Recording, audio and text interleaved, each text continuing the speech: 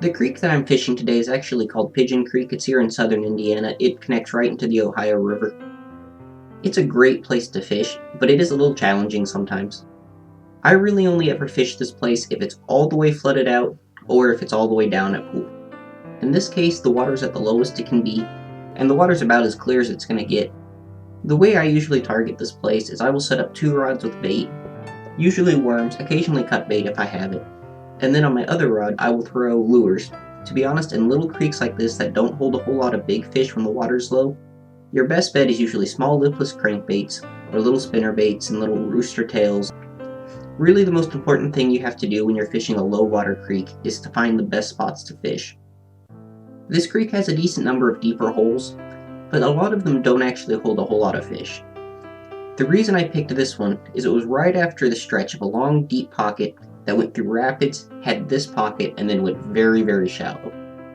The next spot I picked was a turn in the creek. These are really good because you usually get a nice deep point at that turn. I didn't really get any action on the lure. I did get a ton of hits on bait though. I was just fishing worms, would cast it out with just enough weight to just let it sink and slowly drift. Once again, this last spot I was fishing for catfish is actually another bend in the river. Now you'll see in this I cast it out and let it sit right on the deep shelf. That's actually not where I caught this fish. If you see where I'm fishing, there's some logs and everything and it turns.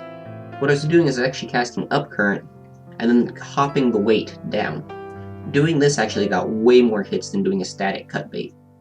I can do a video all about this, but just an idea, when you guys are out creek fishing for catfish, that's actually a really effective technique to catch them.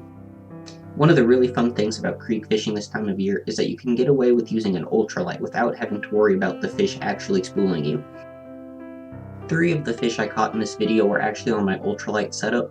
That thing spooled up with 2-pound test, and let me tell you, it is a ton of fun to catch fish on that. No matter what the sizes, they feel like monsters.